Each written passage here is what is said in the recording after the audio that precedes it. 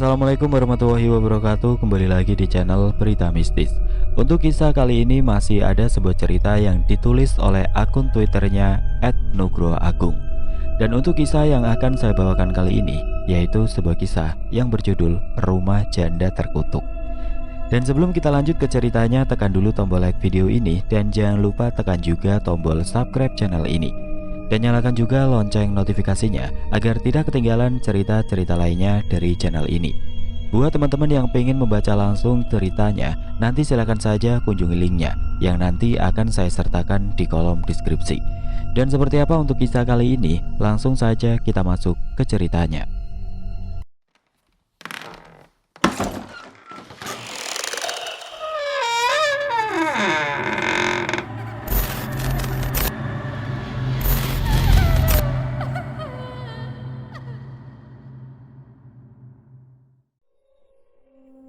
Saat menulis ini, saya teringat kembali akan kejadian lama.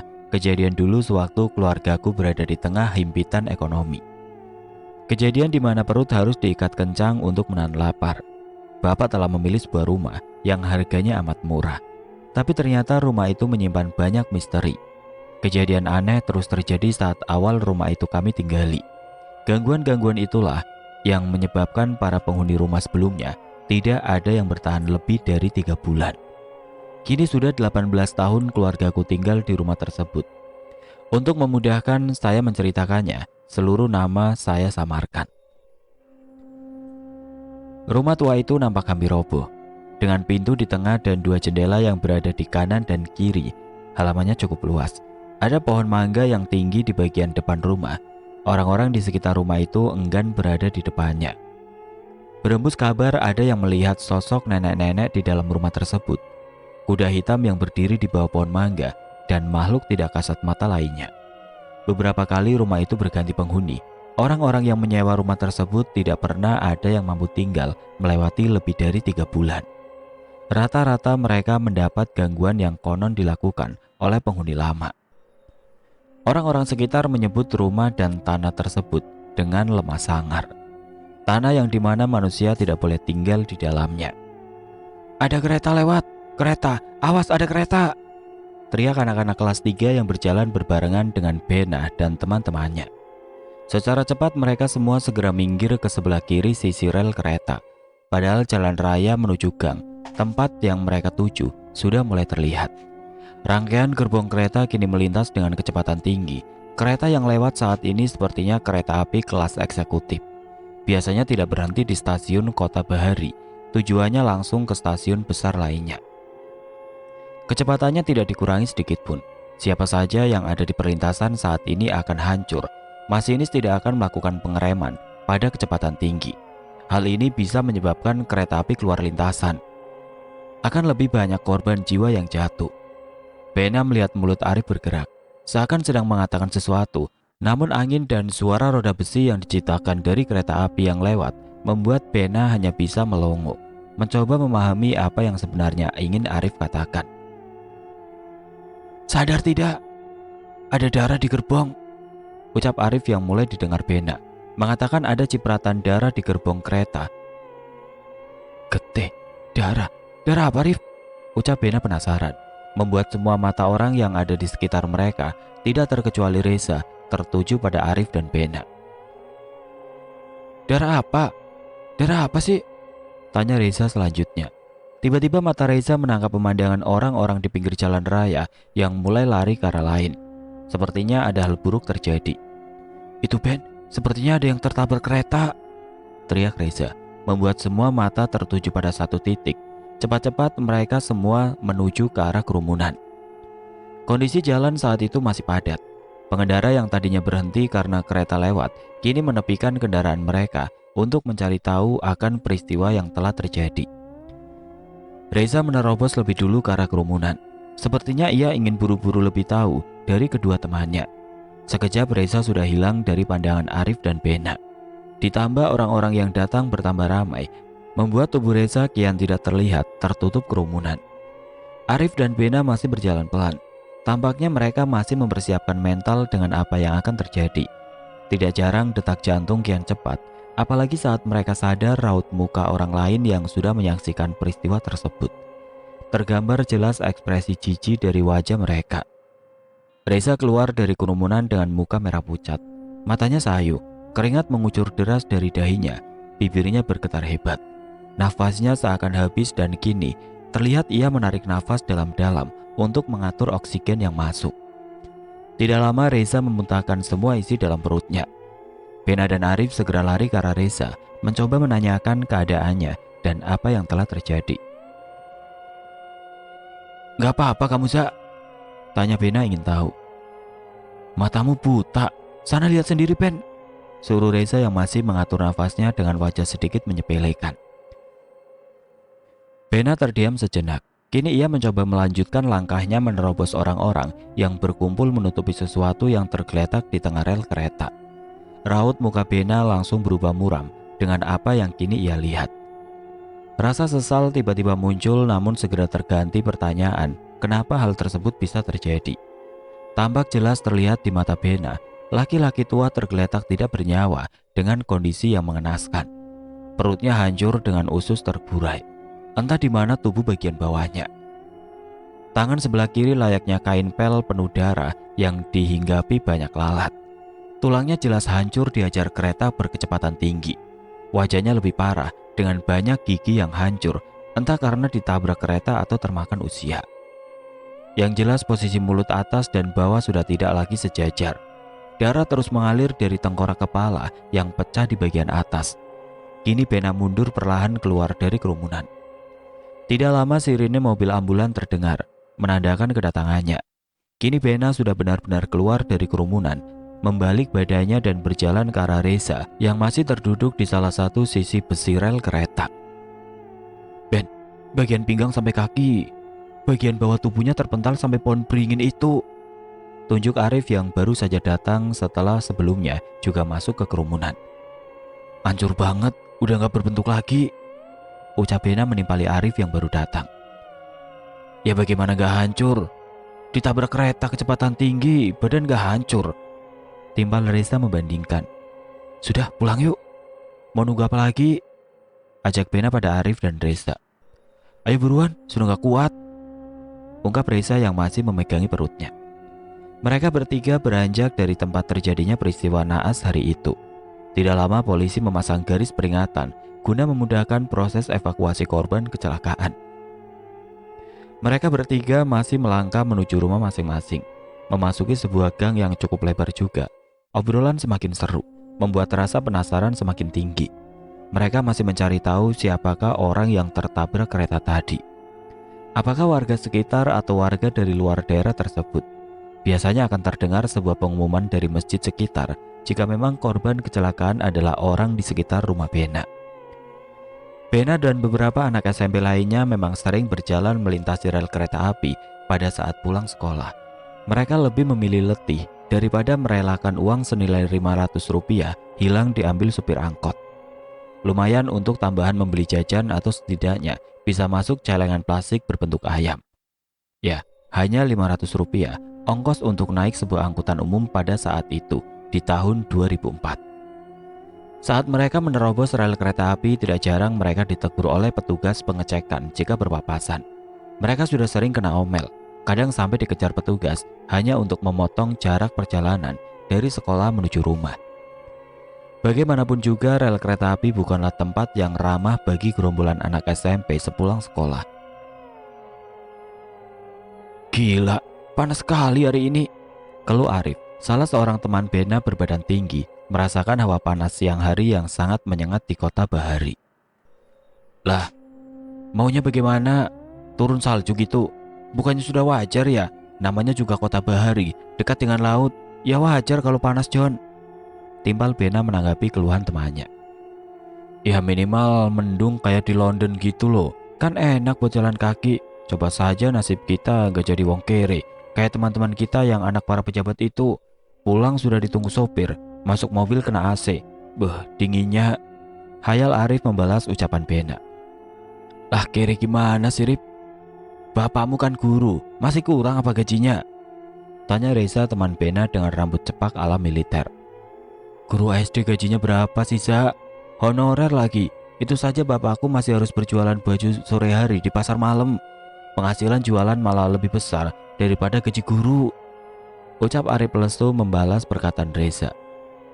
Lah, kenapa tidak fokus jualan baju di pasar malam saja, Rip? Tanya Bena kembali. Katanya ilmu harus dibagikan agar jadi sebuah manfaat. Manfaat apanya? Capek doang. Jawab Arif dengan muka menyebalkannya. Bocah kentir. Timpal Bena singkat. Bena, Arif, Reza, dan beberapa teman lainnya seringkali melintasi rel kereta api saat pulang sekolah. Daerah rumah mereka memang dekat sekali dengan stasiun. Namun mereka tetap sadar akan sesuatu. Konsentrasi mereka harus awas. Karena jika melamun sedikit saja, bisa jadi mereka telat menyadari kereta api yang melintas. Maka dari itu, Bena dan yang lain lebih memilih tidak berjalan sendiri di rel. Mereka akan melintas beramai-ramai. Masyarakat sekitar masih percaya tentang adanya sosok setan budek. Setan yang membuat korbannya melamun dan tidak mendengar saat berjalan di sekitar lintasan kereta api. Tidak jarang mereka yang terkena sihirnya akan mati tertabrak kereta, tidak mendengar klakson kencang dari kereta api. Siang itu angin laut bertiup lumayan kencang, membuat pohon mangga di depan sebuah rumah yang akan mereka lewati bergerak tidak beraturan. Beberapa buah mangga jatuh ke jalan membuat bocah-bocah di sekitaran rumah itu berlarian mengambil buah yang jatuh. Ada yang dapat mangga yang matang, ada yang masih muda, ada pula yang mendapatkan mangga yang sudah dicicip oleh Codot, sang kelelawar malam, meninggalkan bekas gigitan lebar hampir separuhnya. Kosong lagi rumah ini. Pada gak betah ya tinggal di rumah ini, padahal halamannya lumayan loh, adem. Ucap Bena sambil memperhatikan papan kayu bertuliskan, rumah ini dikontrakan, yang terpasang di dekat pagar bambu yang dibuat seadanya. Memang ada yang berani tinggal di rumah ini, Ben. Rumornya, rumah ini memang angker. Kata bapakku dulu, yang tinggal di rumah ini adalah sosok nenek, sendirian. Ucap Arif memberikan informasi. Bukan angker, Rif. Lihat bentuk rumahnya. Siapa yang mau nempatin rumah reot seperti ini? Di belakangnya ada kebun pisang yang dekat rel kereta tadi. Jelas bakal banyak nyamuk lah di situ. Mungkin kalau rumah ini dibangun bagus, bakal ada kok yang nempatin. Ucap Reza mencoba menjelaskan dengan nalar. Sayang ya John, rumah ini tidak mau dibangun begitu saja. Timbal Arif. Memang kenapa, Rif? Rumah kok nggak mau dibangun lagi? Tanya Bena yang penasaran. Waktu itu ada beberapa orang yang datang untuk melihat dan merencanakan tentang pembangunan rumah tersebut. Salah satunya yang datang itu adalah anaknya. Jawab Arif. Lah, katanya wanita tua itu tinggal sendirian. Punya anak toh? Tanya Reza memotong penjelasan Arif. Anak angkat, jawab Arif singkat. Lanjut, Rif. Kampret kamu, Za. Jangan dipotong lah, ceritanya lagi seru, bro. Saut Bena yang semakin penasaran dengan cerita Arif. Sampai mana tadi? Anaknya datang mau bangun rumah, jawab Bena dengan muka malasnya. Oh ya, anaknya datang dengan beberapa orang. Mungkin orang-orang yang mau membangun rumah itu. Tapi ada hal di luar nalar yang terjadi. Katanya beberapa orang yang datang itu kesurupan. Mereka semua kayak diusir keluar dari rumah itu. Ucap Arif menceritakan. Akhirnya rumah itu dikontrakan ya? Tanya Reza. Ya, dikontrakan dengan harga murah katanya. Ada harga, ada rupa, jawab Bena singkat. Aku gak bisa membayangkan. Itu rumah yang dekat-dekat sama rel kereta, termasuk rumah yang tadi kita bahas. Pas ada korban kecelakaan kayak tadi, itu gimana ya? Uji nyali dadakan gak sih? Lanjut Bena dengan pertanyaan asalnya. Udah biasa sepertinya, Ben. Mereka kan lama di situ. Selama gak ada yang jaga perlintasan kereta, pasti masih akan ada korban kecelakaan, ujar Reza.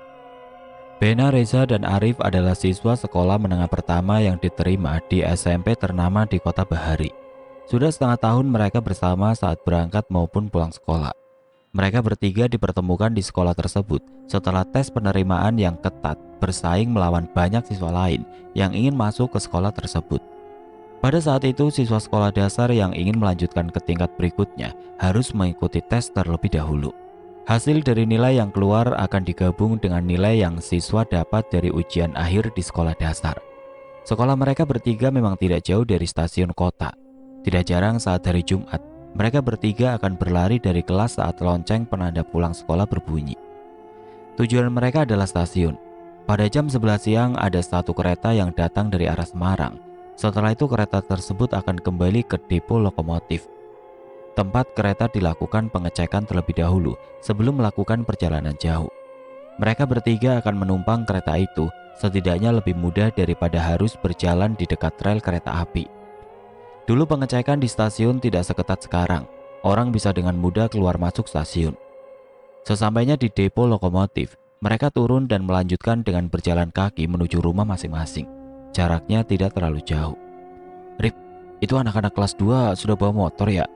Enak kayaknya bawa motor ke sekolah ya, ucap Bena sambil melihat langit siang itu.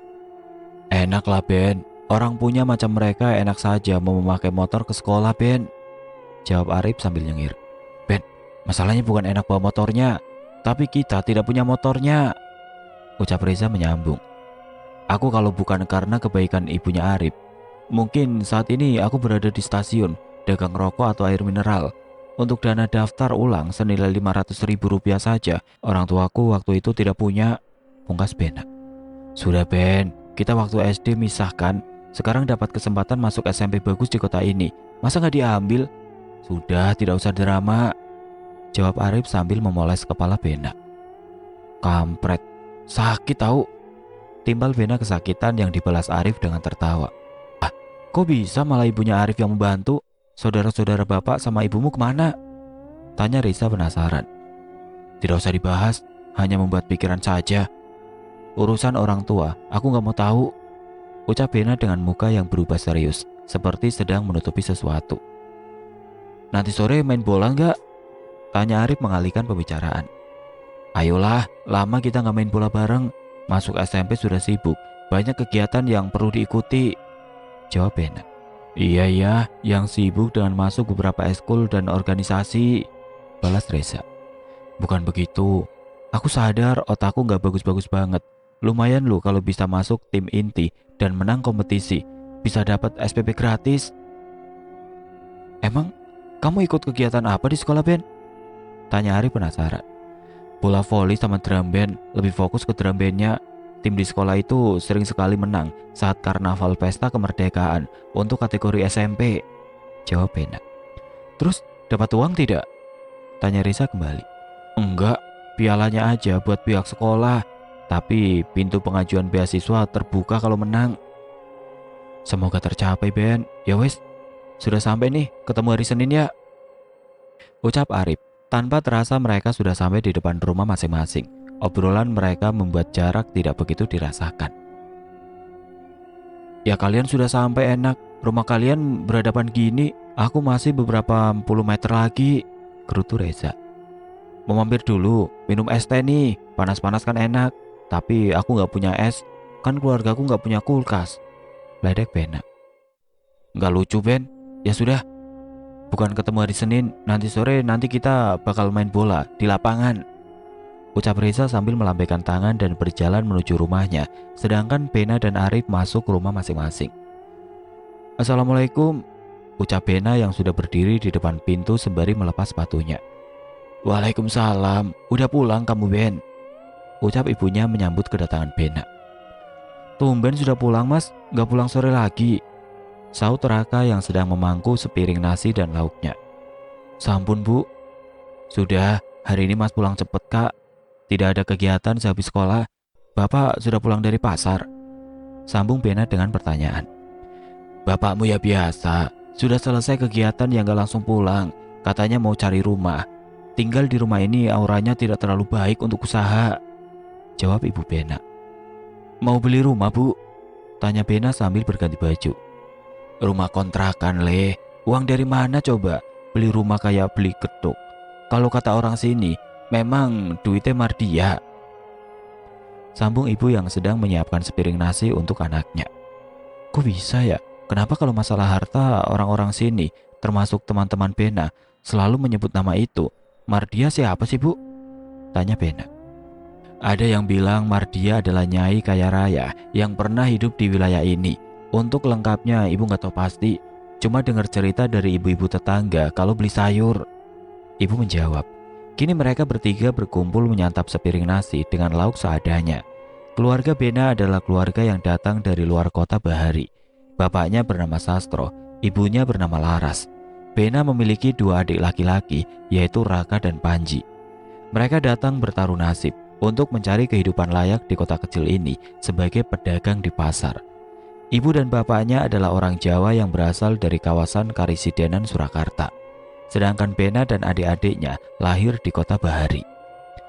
Awal kehidupan Bena bisa dikatakan serba berkecukupan. Namun hidup keluarga ini berubah semenjak satu pilihan harus diambil oleh orang tua Bena.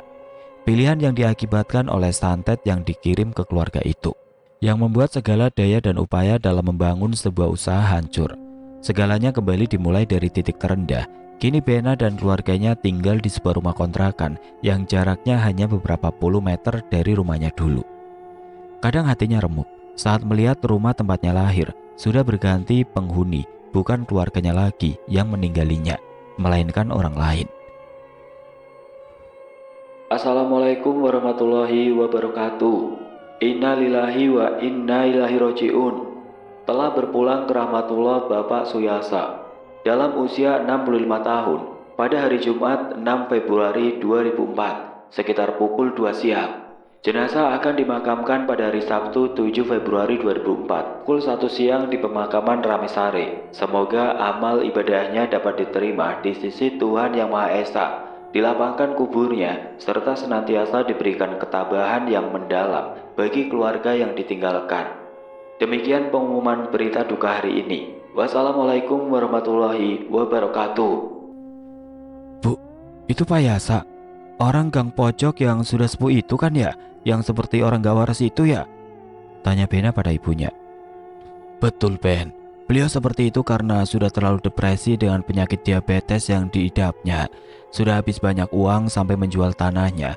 Anak-anaknya terlalu sibuk untuk terus mengurusnya, jawab ibu. Lah, kok nggak diurusin Bu? Anak macam apa mereka? Pangkas Bena dengan kesal. Ben, ada banyak alasan. Pak Yasa itu bukan orang yang gampang diatur. Setidaknya itu yang ibu dengar dari tetangga. Ya, semoga ibu nanti kalau sudah tua gak ngerepotin kamu dan adik-adikmu, jawab ibu. Ya nggak apa-apa toh Bu, kan Raka, Mas Bena dan Panji anak bapak dan ibu. Salah Raka sambil meletakkan piring yang baru saja ia bersihkan setelah selesai makan. Punyaku sekalian lah Kak. Bena jahil meledek Raka.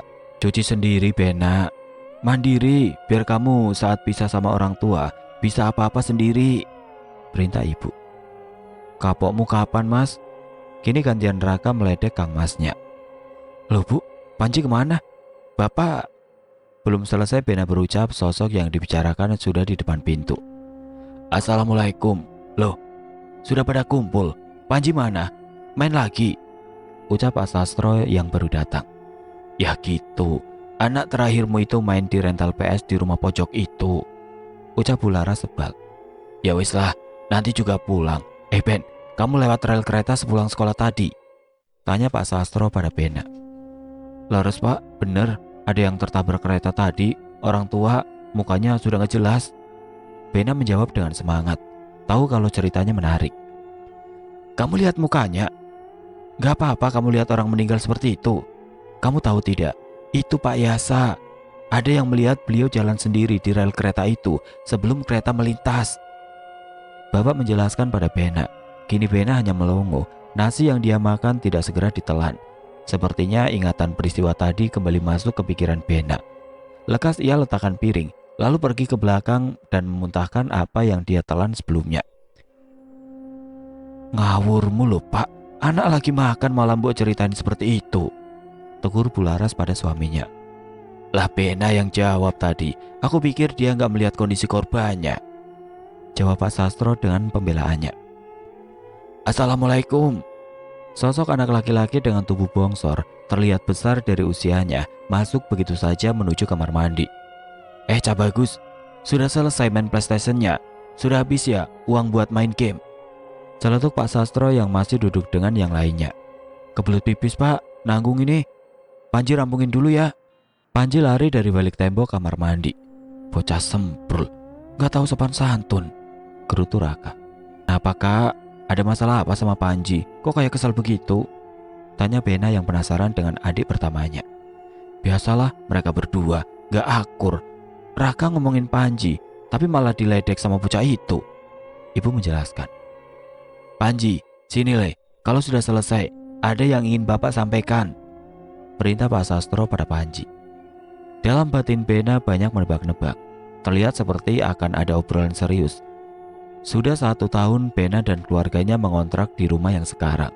Setelah kejatuhan usaha bapaknya yang membuat keluarga itu terjun bebas ke jurang kemiskinan. Segalanya habis dijual, tidak terkecuali barang-barang elektronik mereka, yang tersisa hanya 1 buah radio. Hanya itu satu-satunya hiburan dari keluarga tersebut. Ada apa, Pak? Tanya Panji setelah menyelesaikan urusannya di kamar mandi. Sini, duduk samping Bapak. Jadi, Ibu, Bena, Raka dan Panji, Bapak sudah ambil keputusan. Kita pindah rumah minggu depan ya. Kebetulan rumah ini sewanya juga akan habis bulan ini. Ucap Bapak membuka pembicaraan. Mau pindah kemana, Pak? Tanya Ibu halus. Tidak, Bu. Kita pindah kontrakan. Di tempat ini kurang hoki. Gak bagus auranya. Bikin rezeki mampet. Jawab Bapak. Loh Pak, di sini kan enak deket sama keluarganya Arif. Udah sering membantu kita loh Pak. Pungkas Bena. Ben, orang kalau bisa itu jangan jadi beban untuk yang lain. Kita nggak tahu hati manusia itu seperti apa. Jadi manusia itu yang mandiri. Jangan suka memanfaatkan apa yang bukan kepunyaan kita. Lah nanti nonton TV-nya di mana? Kan kalau di sini tinggal nyelonong ke rumah Mas Arif, Pak. Ungkap Raka. Duh Gusti, kalian ini loh, belum apa-apa sudah pesimis. Nanti Bapak usahakan kita punya sendiri. Bapak tahu setahun ini bukanlah hal yang baik. Tapi Bapak yakin di rumah yang baru ini kita bisa memulai dari bawah bersama untuk mencapai tujuan keluarga kita. Ucap Pak Sastro menjelaskan.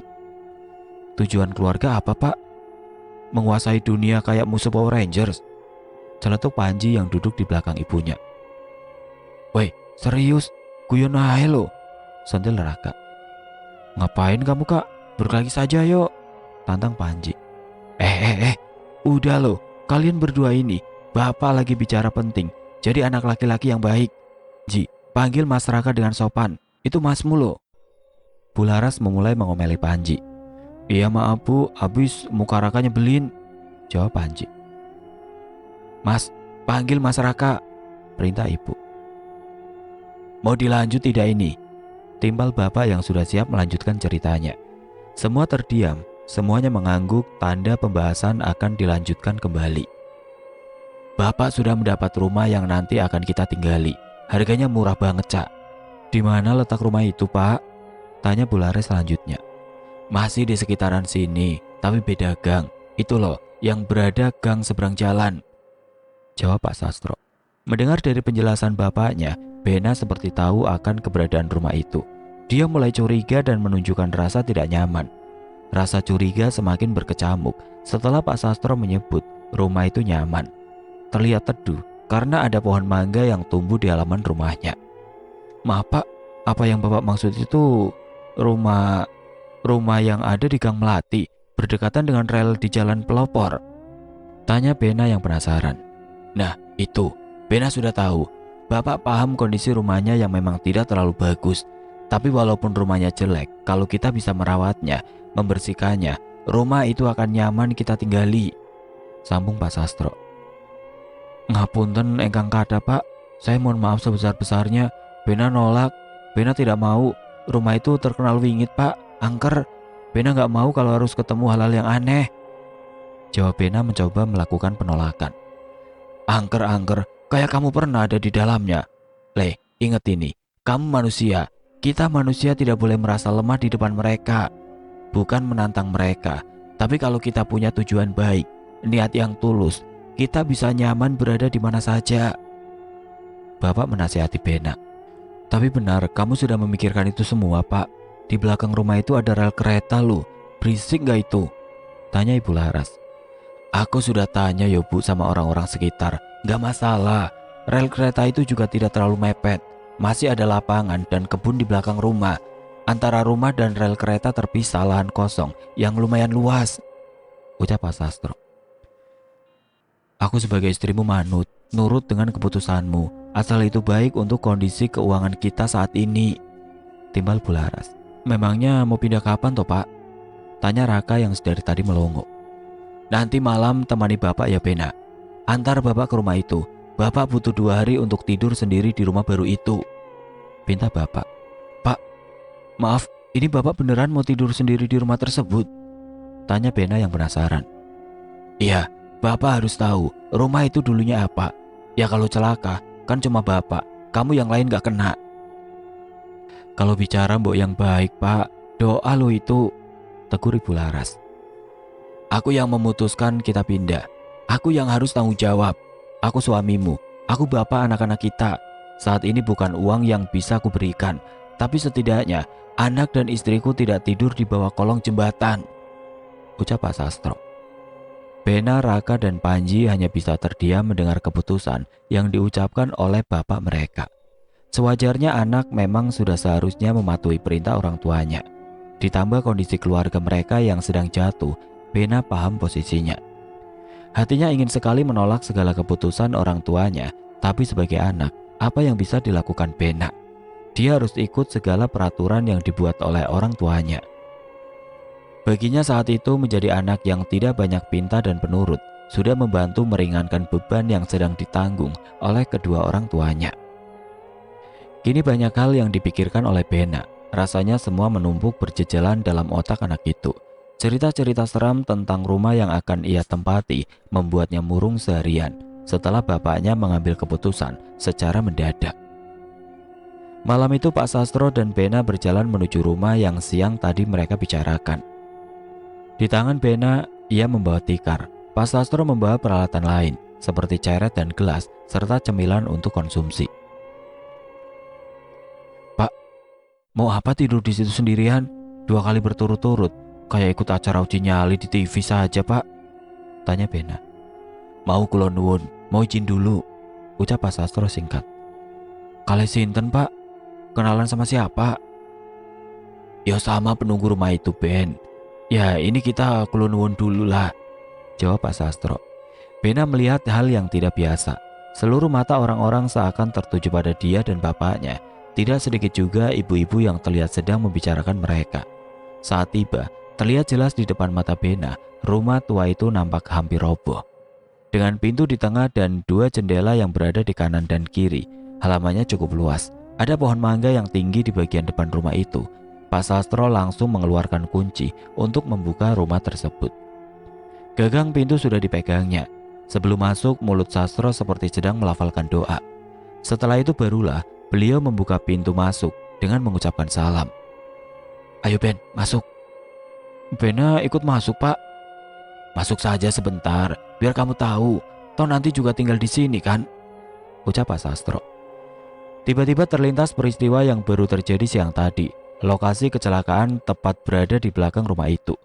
Walaupun jaraknya tidak terlalu dekat, namun tetap saja di belakang rumah ini adalah kebun kosong yang terdapat pohon beringin besar dan rel kereta api.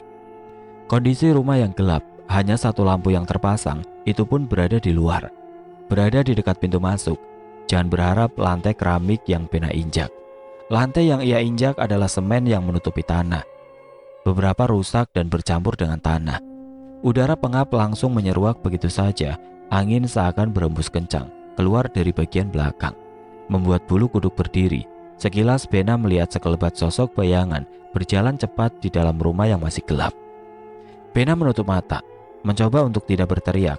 Pikirnya saat itu mungkin hanya halusinasi saja. Pikirannya mencoba realistis. Anak itu memberanikan langkah bersama bapaknya. Posisi mereka saat ini masih di ruang depan rumah. Keadaan gelap gulita karena lampu belum terpasang. Leh, habis ini pulanglah. Bapak tinggal sendirian saja di sini ya, perintah Pak Sastro pada Bena untuk pulang lebih dulu. Bapak tidak kenapa-napa? Tanya Bena memastikan keadaan Pak Sastro. Gak apa-apa Le, itu tadi yang lewat dan Ayune yang punya rumah ini. Bena kaget mendengar omongan Pak Sastro barusan. Ternyata ia juga melihat hal yang sama. Lalu muncul pertanyaan di benak Bena, dan Ayu siapa? Siapa sosok pemilik rumah ini dulunya? Belum apa-apa Bena sudah disuguhi hal-hal yang tidak masuk akal. Ben, pulanglah sekarang. Bapak tidak apa-apa di sini sendirian. Memang ini syarat untuk izin. Sekalian perkenalan dengan penghuni lama, ucap Pak Sastro lagi. Baik Pak, saya pamit pulang dulu. Bapak hati-hati. Bena akhirnya pulang meninggalkan bapaknya sendirian di rumah itu. Pikiran Bena masih membayangkan sosok apa yang nantinya akan ditemui bapak. Sendirian di sebuah rumah yang sering membuat penghuninya tidak betah. Rumor yang beredar mereka yang pernah tinggal di rumah itu sering mendapat gangguan. Salah satunya munculnya sosok ular besar di kamar belakang. Bena mencoba berpikir positif saja. Mungkin itu benar ular, karena di belakang rumah itu terdapat kebun pisang. Tanpa sadar, Bena penasaran juga dengan keadaan di dalam rumah itu. Mas calon penghuni rumah kontrakan itu, Mas? Pertanyaan itu membuat Bena kaget sesaat. Sudah beberapa menit Bena berdiri di bawah pohon mangga. Oh, enggak Bu, saya dan keluarga saya yang akan menempati rumah itu, jawab Bena pada seorang ibu yang sedang berdiri di depan rumahnya. Kenalkan, saya Bu Marni. Nanti kalau butuh apa-apa bilang saja ya Mas, sesama tetangga harus saling bantu, sambut Bu Marni pada Bena yang dari tadi melamun berdiri di depan rumah. Wah maaf ya Bu, nanti kalau banyak merepotkan Ibu, kenalkan saya Bena, anak dari Bapak Sastro. Bena pun memperkenalkan diri. Boten nopo-nopo Mas, tidak apa-apa. Kenapa memilih rumah ini Mas? Dari dulu penghuni rumah ini gonta-ganti terus loh Mas, tanya Bu Marni pada Bena. Wah nggak tahu Bu, saya hanya mengikuti Bapak. Namanya anak ya mengikuti orang tua dulu, jawab Bena ramah. Ya sudah, silakan dilanjutkan kegiatannya. Semoga betah ya Mas. Pokoknya kalau perlu bantuan, ketuk saja pintu rumah saya ya, ucap Bu Marni. Matur suwun ya Bu, sekali lagi ngapunten kalau nanti banyak merepotkan, ungkap Bena. Sambutan Bu Marni cukup hangat. Ya setidaknya ada tetangga yang baik, walaupun rumah yang nantinya Bena tempati sering dikatakan angker oleh orang-orang sekitar. Mas, benar mau tinggal di rumah ini? Kini suara Bu Marni terdengar dari belakang Bena. Sayangnya mata Bena masih bisa melihat Bu Marni yang masih sibuk di depan rumahnya. Seluruh bulu kuduk di tubuh Bena berdiri. Ya, seperti terhipnotis kaku. Mas, benar mau tinggal di rumah ini? Suara itu terdengar lagi. Suara Bu Marni terdengar dari belakang tubuhnya lagi. Secara perlahan Bena memutar badannya ke arah belakang. Kini ia melihat sosok wanita tua berdiri di depan rumah itu dengan senyum yang menyeringai. Berani-beraninya kalian datang ke Lemah Sangar, dasar manusia, ucap sosok yang suaranya menyerupai Bu Marni yang kini berdiri tepat di hadapan Bena. Sosok perempuan tua. Sebelum Bena membalikan tubuhnya. Oke teman-teman, sampai di sini dulu ceritanya. Nantikan kelanjutan kisah ini di video berikutnya. Agar tidak ketinggalan, klik tombol subscribe channel ini dan nyalakan lonceng notifikasinya. Wassalamualaikum warahmatullahi wabarakatuh.